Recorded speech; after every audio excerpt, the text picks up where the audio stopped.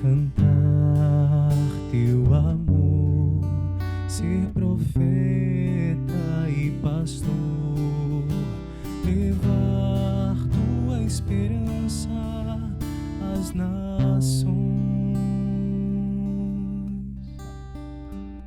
Queridos irmãos e irmãs, queridos amigos de São Paulo, continuamos nosso percurso. Já acabamos de ver dentro desse livro a primeira carta aos Tessalonicenses. Hoje vamos começar a segunda carta, porque faz parte dessas cartas aos Tessalonicenses, e por isso que eu reuni no mesmo livro.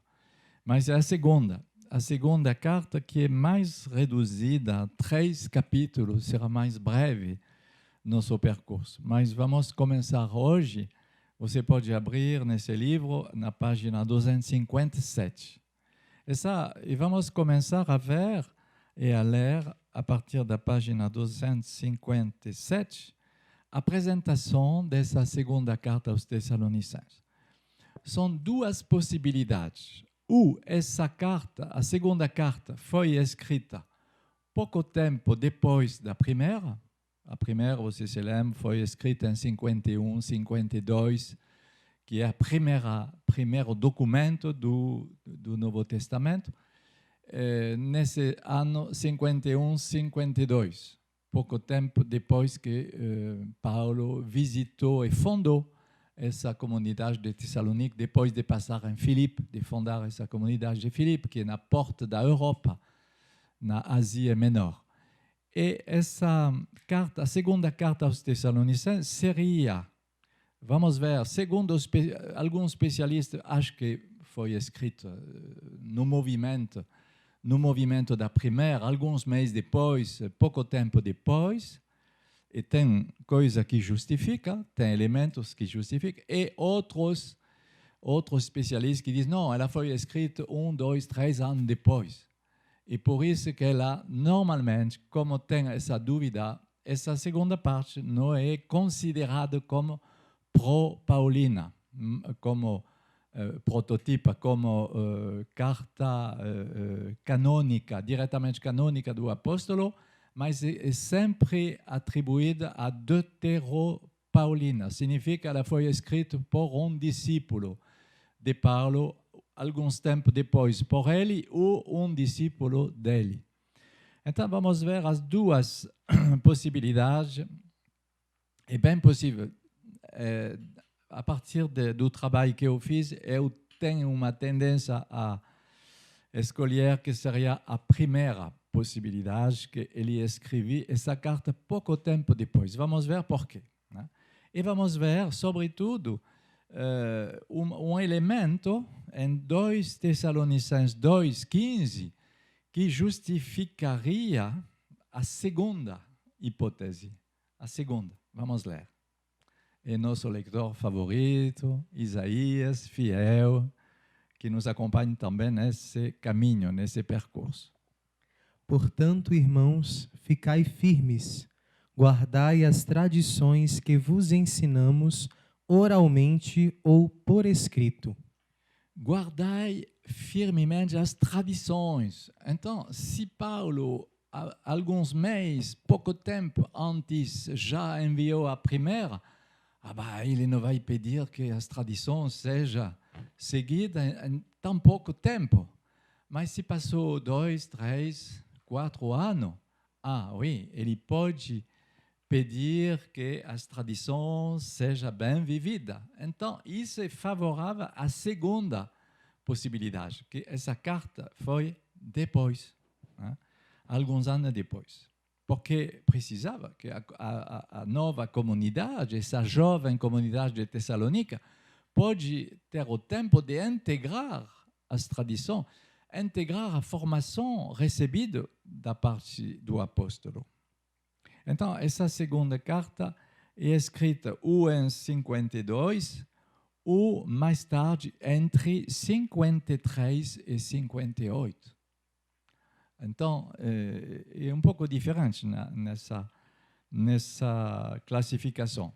Na página 258, temos, eu anotei, uma citação de um especialista de Paulo, Andreas Detwiller, que dá uma precisão, que também eu concordo, que essa segunda carta aos Tessalonicenses é uma imitação, podemos ler, hein? É uma imitação deliberada, diz esse especialista. Uma imitação deliberada, ainda que um pouco mecânica, da primeira carta aos Tessalonicenses. Bom, eu acho que é verdade. É uma imitação. Então, são muitos elementos comuns com a primeira carta. Vamos ver, hein? Muitos elementos comuns. E, ao mesmo tempo, são alguns elementos novos.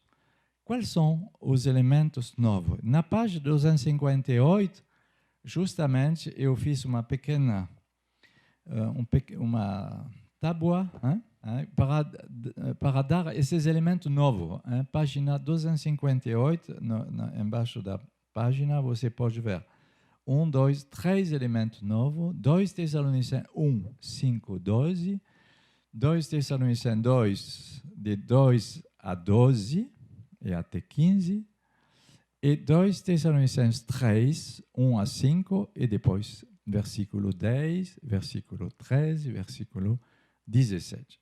São os elementos novos que não são comuns com a primeira carta. Mas todo o resto é quase comum com a primeira carta. Um outro especialista de Paulo, na página 259, fala... Hervé Ponceau, hein, um francês, que diz na primeira carta: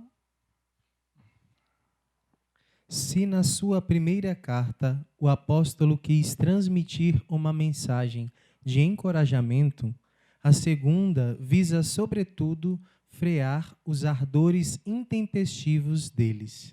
Voilà. Então, isso favorece também a hipótese de uma carta rápida, porque na primeira ele encoraja muito os Tessalonicenses. Ele encoraja tanto que depois, na segunda, ele deve mostrar que frear, ele diz: cuidado, cuidado, cuidado, você interpretou de uma maneira um pouco rápida, um pouco errada. Então, isso seria também favorável a uma carta que seria enviada pouco tempo depois. Mas a primeira como a segunda são semelhantes sobre os elementos doctrinais da escatologia. Tudo que foi anunciado na primeira sobre os fins últimos, a parousia, a vinda gloriosa de Jesus Cristo, são também nessa segunda carta. Então, não tem muita novidade, mas tem novidade. E depois, a motivação de Paulo é de corrigir aqueles que acham, ou que declarar, que o dia do Senhor já chegou. Porque na primeira carta ele não queria dizer isso, mesmo se vimos que alguma vez podia fazer pensar que Paulo esperava ser vivo quando Jesus vai voltar. Então, foi uma interpretação errada. Então, essa segunda carta é justamente para dizer: bom, eu anunciei a vinda gloriosa de Cristo, mas agora você deve esquecer o tempo e o momento. Você deve trabalhar, você deve se engajar, ser responsável na sociedade e na igreja, e esperando, ao mesmo tempo, essa vinda. Então, o tema central também nessa carta, como na primeira, é a questão da esperança. Ação de graça e esperança são dois temas que nós descobrimos na primeira e que lá vamos também descobrir. Ação de graça no presente e a esperança em relação com o futuro, e em particular a parousia de nosso Senhor Jesus Cristo. Paulo, na sua primeira carta, você se lembra, 1 Tessalonicenses 4:17, seremos reunidos para sempre com o Senhor. É isso que foi o tema o tema bem claro da primeira carta, que motiva a esperança dos Tessalonicenses. E nessas duas cartas, a questão principal é nosso ser em Cristo. A condição essencial para ser reunido em Cristo, para ser encontrado pronto pela segunda vida de nosso Senhor, é de ser em Cristo, ser amigo de Cristo, ser discípulo de Cristo, ser engajado com Ele, né? A tendência para esses fins últimos é de sublinhar essa importância de ser em Cristo. E também vimos na primeira que essa escatologia deve ser considerada a partir do evento da ressurreição de nosso Senhor, da ressurreição de Cristo. Não podemos falar da escatologia sem fazer esse ponto de partida. A escatologia começou a partir da ressurreição de Cristo. Cristo ressuscitou, Cristo foi encontrado com seu corpo celeste, então isso abre uma perspectiva e uma esperança enorme que não é humana. Então a dimensão da escatologia deve ser referenciada a esse movimento que sai da ressurreição de Cristo. Paulo, aqui nessa segunda carta, vai mostrar esse mesmo anúncio da volta de Cristo, mas que será precedido, que será preparado com alguns elementos negativos, que serão precursores da parousia. E vamos ver isso. Mas cada vez Paulo vai dizer, mas você não deve se deixar enganar com esses elementos negativos. Vamos ler, por exemplo, 2 Tessalonicenses 2, 1 a 3. Quanto à vinda de nosso Senhor Jesus Cristo e a nossa reunião com Ele, rogamo-vos, irmãos, que não percais tão depressa a serenidade de espírito, e não vos perturbeis, nem por palavra profética, nem por carta que se diga vir de nós, como se o dia do Senhor já estivesse próximo. Não vos deixeis seduzir de modo algum por pessoa alguma, porque deve vir primeiro a apostasia e aparecer o homem da impiedade. Aparecer o homem da impiedade. Obrigado. Então, podemos ver agora elemento já conhecido, né? A parousia, a vinda de Nosso Senhor, mas as novidades são mais cuidado. Você não deve se deixar enganar e se colocar fora do sentido e de se deixar precipitar por manifestação do Espírito, de palavras, de cartas, mesmo se são cartas que são assinadas por nós e que poderiam fazer pensar que o dia do Senhor já chegou, né? Que ninguém não vos abusa de alguma maneira, nenhuma maneira. Então, a correção começa. Esse versículo é como uma referência que vai dar o tom da segunda carta. Você entende? E o tom da segunda carta é dizer, mas cuidado, eu vos anunciei na primeira parousia todos os sinais que vão acontecer, mas, por favor, não se deixe recuperar, abusar, desviar, com interpretação ruins, que seja escrita ou que seja oral, que seja transmitida.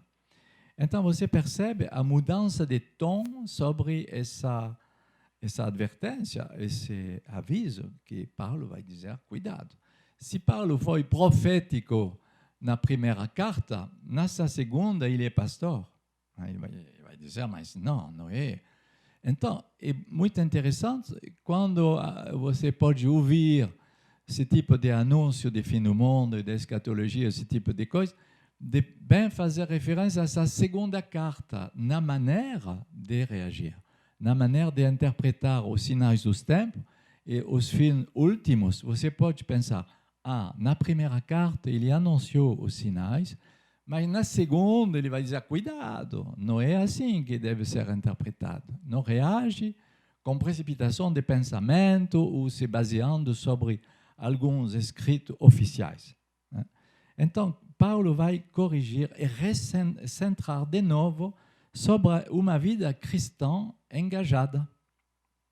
Os Tessalonicenses foram entusiasmados pelo primeiro anúncio, e, sobretudo, com a dimensão da iminência, que ele vai chegar daqui a pouco. Então, alguns pararam de trabalhar, se desengajaram na vida e fizeram uma vida desencarnada. E Paulo vai dizer, não é assim que você deve esperar a segunda vinda de Jesus Cristo. Mas o ponto de segundo os Tessalonicenses é muito claro. Os Tessalonicenses confundiram, finalmente, o fim do mundo será de repente ou será, como podemos dizer, será de repente ou será agora. Hein? São duas coisas diferentes. E será de repente, mas não será agora. A questão é isso. Mas eles interpretaram e misturaram as duas coisas, de repente e agora. Então, a partir dessa compreensão, eles se desengajaram e se demotivaram para fazer qualquer engajamento, responsabilidade, projeto de futuro, esse tipo de coisa. Não. Quando podemos ouvir sinais, podemos ouvir algumas coisas sobre os fins últimos, podemos saber, será de repente, sim, mas com sinais também. E vamos ver alguns desses sinais nessa segunda carta. Mas não significa que será agora. Isso que não devemos misturar. Como um ladrão, em plena noite, ok, será rápido, mas não significa que será a semana que vem. Então, quando as pessoas vão dizer, 2021 será o fim do mundo. Ninguém pode dizer isso. Ninguém. E você não pode acreditar nisso. Se fundando sobre as palavras de Jesus no Evangelho, Mateus 24, Mateus 25, e também, segunda carta aos Tessalonicenses, será de repente, mas não é agora. Porque vários elementos precursores devem chegar. São dois elementos principais que vão chegar antes. E vamos ler 2 Tessalonicenses 2:3. De novo, eu acho que já lemos, mas vamos de novo ler para bem ouvir esses dois elementos precursores que devemos guardar em nossa memória. Não vos deixeis seduzir de modo algum por pessoa alguma, porque deve vir primeiro a apostasia e aparecer o homem ímpio, o filho da perdição, o adversário. Então, são dois elementos principais. Uma apostasia geral que vai acontecer, que será um sinal precursor. Uma apostasia geral, o que significa apostasia? A perca da fé. As pessoas que não vão mais perseverar na fé, que vão abandonar a fé. Pessoas que serão induzidas pelo espírito do mundo, pelo espírito ambiente. E hoje podemos ver alguns elementos disso, mas na história da igreja aconteceu também várias vezes. Mas será uma apostasia geral. E o segundo elemento, o homem de impiedade, que é chamado também o filho da perdição, e também que a tradição joânica, o São João, vai chamar de anticristo, que deve aparecer. Serão os dois elementos que vão nos indicar, que vão nos mostrar que o fim do mundo, os fins últimos, se aproximam. E, página 262, eu sublinhei também a ideia da dupla retribuição, que vai também acontecer e que aparece na segunda carta aos Tessalonicenses. Serão duas retribuições, ou um duplo castigo, se podemos dizer assim. o castigo dos maldosos, os que são longe de Deus, com chama de fogo, com pena eterna, e a recompensa dos justos, dos bons, aqueles que acreditaram nele. O castigo dos ruins é difícil de interpretar essa ideia, mas, bom, faz parte da justiça divina. Os ímpios, a punição, o castigo dos ímpios, com as penas eternas, e a recompensa dos bons. E São Tomás de Aquino, que sublinha, que comenta isso, também Santo Inácio de Loyola e outros místicos também que falam desse tipo de coisa. E vamos citar agora duas coisas também, porque Paulo fala de falsas cartas.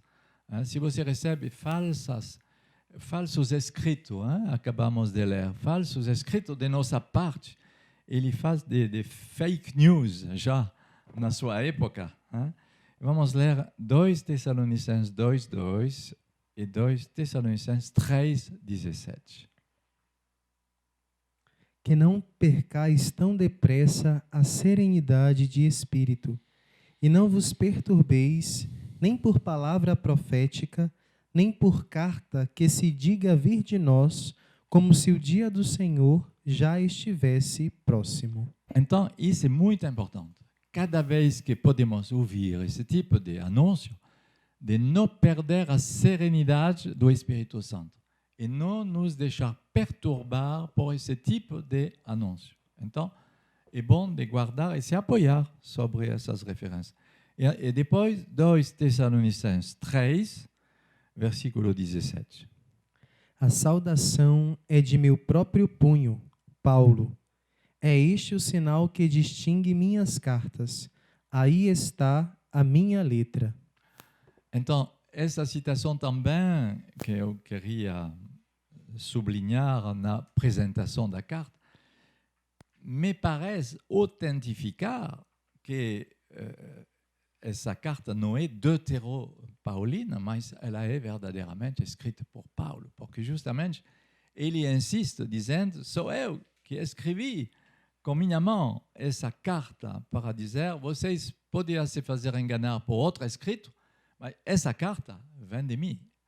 Então, me parece que isso favorece a hipótese e privilegia a possibilidade que essa carta seria de Paulo pouco tempo depois da primeira. Agora vamos entrar no comentário, na exegese dessa segunda carta, capítulo 5 do livro, página 263, e temos uma citação que introduz e que é o primeiro versículo dessa carta, 2 Tessalonicenses 1, versículo 11. Por isso, não cessamos de orar por vós, para que o nosso Deus vos torne dignos de sua vocação, e que por seu poder faça realizar todo o bem desejado, e torne ativa a vossa fé. Assim, será glorificado em vós o nome de nosso Senhor Jesus, e vós nele, pela graça de nosso Deus e do Senhor Jesus Cristo. Então, lá, com esse versículo, podemos ver o objetivo de Paulo escrevendo essa segunda carta. Que nosso Deus vos torne digno de seu chamado, que Ele leva a bom fim, por seu poder, toda a vossa intenção de fazer o bem e toda a atividade de vossa fé. Como na primeira também, um pouco, quando ele fala em relação com as 3 virtudes teologais. Eu agradeço a Deus pela atividade de vossa fé, pelo trabalho de vossa caridade e pela perseverança de vossa esperança. Então, mostra também toda a perspectiva de confiança e de esperança em relação com a comunidade de Tessalonique. Depois, na página 264, você encontra um plano dessa carta que é comum às outras cartas. Encontramos 5 partes clássicas. Primeira, saudação, cabeceiro, se diz? Cabeçalho. Saudações, desejos, votos. Isso é 2 Tessalonicenses 1 a 2, bem breve, 2 versículos. Depois temos a ação de graça, sempre no início das cartas, 2 Tessalonicenses 1, 3 a 12. Depois, como se diz, o corpo doctrinal da carta, a doutrina sobre os fins últimos, os sinais que vão preceder a parousia. Ele é, nessa passagem, de 2 Tessalonicenses 2, 1 a 17. Se você quer encontrar o coração doctrinal dessa segunda carta, é capítulo 2, de versículo 1 a 17. E depois, recomendações pastorais, exortações pastorais, Tessalonicenses 3, 1 a 16, e uma fórmula conclusiva para fechar a carta, capítulo 3, 17 a 18. E então, são 3 capítulos, uma pequena carta só para fazer uma certa modificação, um certo complemento à primeira carta. E por isso que eu privilegio essa segunda pouco tempo depois da primeira, para fazer como um rectificativo, para dizer, cuidado, talvez eu esqueci um capítulo da primeira, ou 2 capítulos que eu podia colocar na primeira carta, eu vou fazer agora. Com as 5 partes clássicas, fórmula de abertura, ação de graça, a doutrina, depois aplicações pastorais e saudações finais. Então, essa carta não é tão pessoal que a primeira. A primeira foi uma carta bem próxima. Paulo se mostra pastor, claramente, mas também muito próximo, muito pessoal. Essa carta é um pouco mais fria, um pouco mais pessoal, e didática. Mas porque ele quer ser claro e firme, em razão dessa exageração dos Tessalonicenses. E então, vamos continuar. E na página 266, sim, eu já falei dessa referência, 2 Tessalonicenses 3, 17, essa saudação é de minha mão. Eu não vou ler de novo, mas vamos continuar. Mesmo se essa carta faz parte de uma carta escrita por um discípulo de Paulo e que seja deuteropaulina, ela faz parte do corpus paulinum, do corpus pauliniano, do canon que foi guardado pela tradição e a história da Igreja a partir do século IV, V, Concílio de Cartago, em 397, considerado como fazendo parte definitivamente do canon das Escrituras. Página 267 do livro, chegamos nessa primeira parte. Cabeçalho, saudação e recomendação. 2 Tessalonicenses 1 e 2. Paulo, Silvano e Timóteo, à igreja de Tessalônica, em Deus nosso Pai e no Senhor Jesus Cristo. A vós, graça e paz da parte de Deus, Pai e do Senhor Jesus Cristo. Então, são elementos, mesma maneira de começar que a primeira carta aos Tessalonicenses, são os mesmos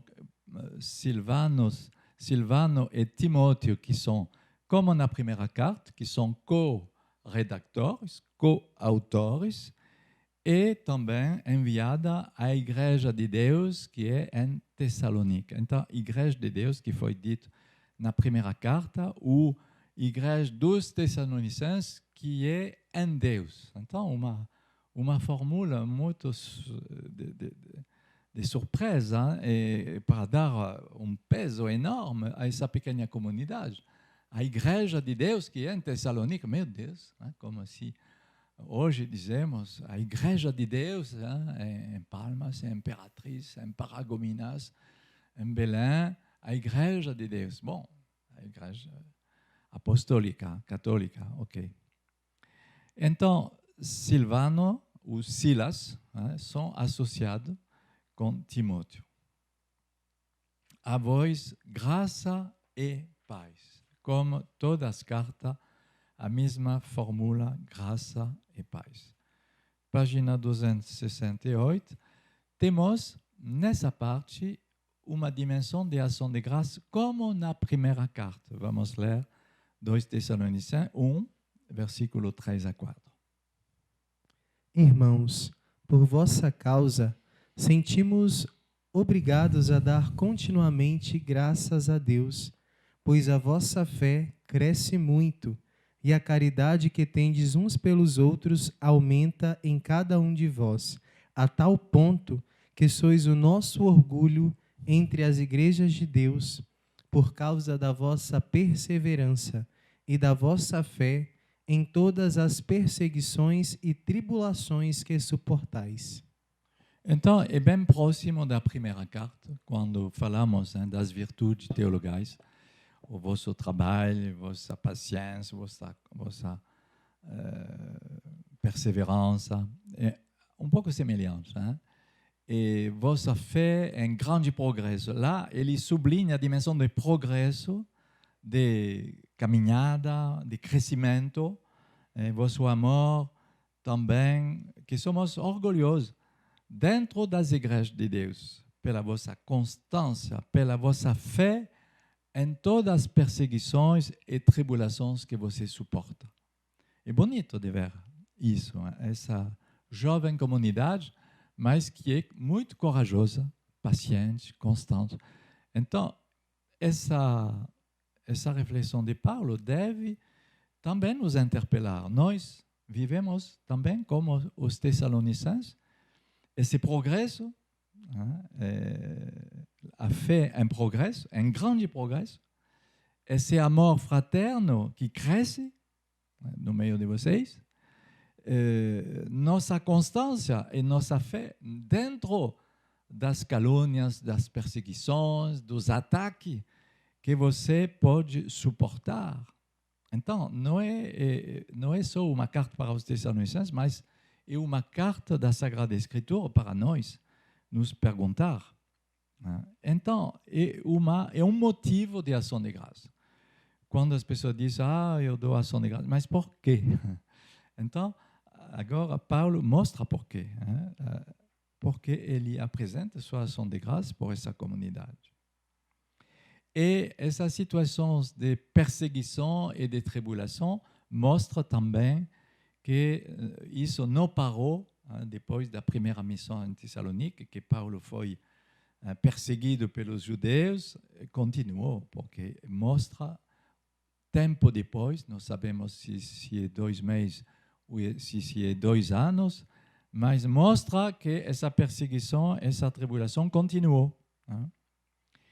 E depois vamos ler o versículo 5 a 10, 2 Tessalonicenses 1, 5 a 10, um outro tema, vamos sair da ação de graça para passar diretamente ao tema da justiça divina e do julgamento de Deus.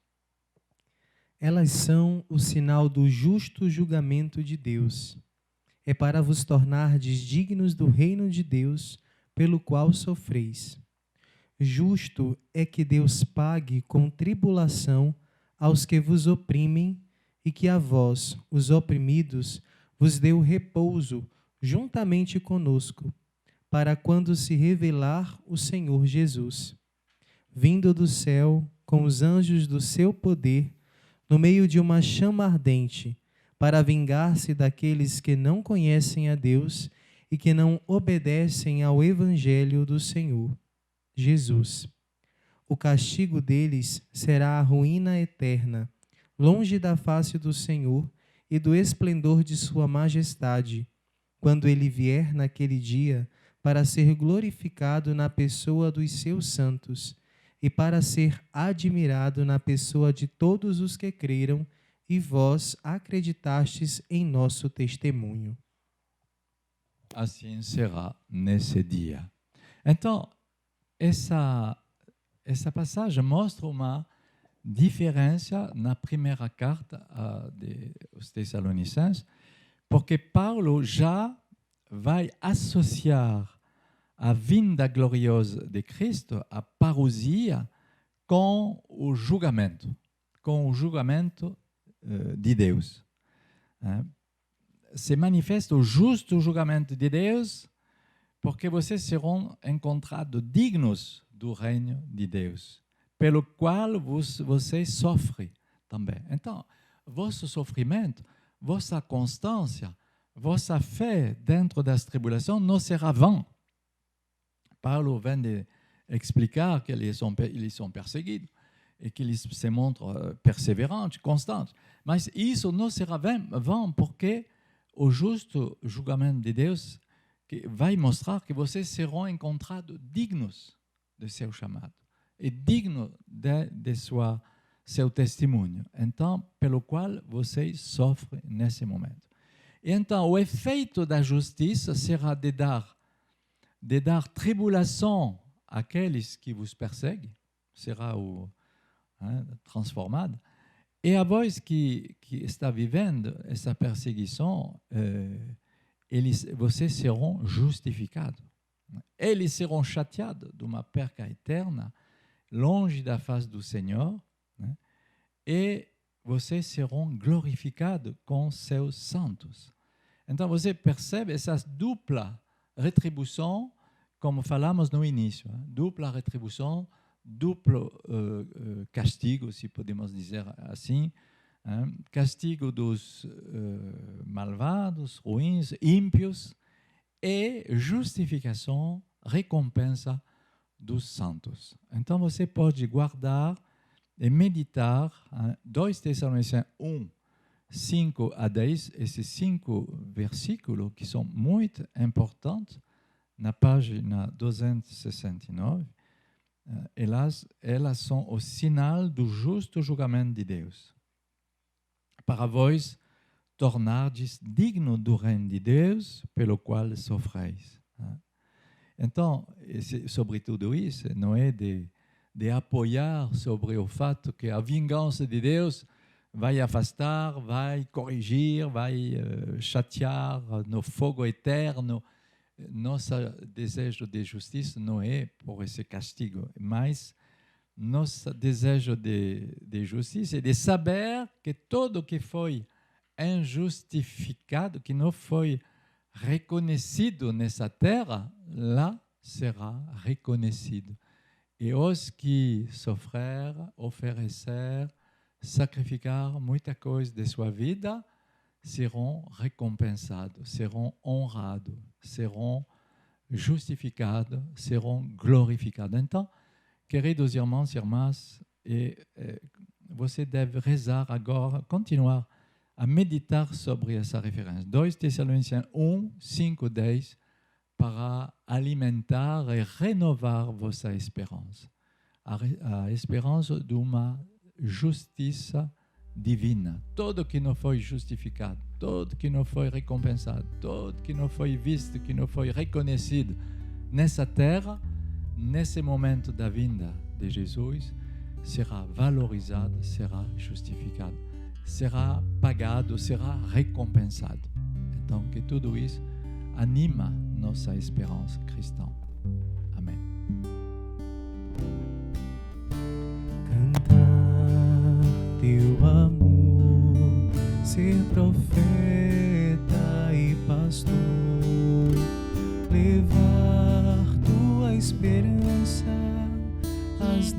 nações,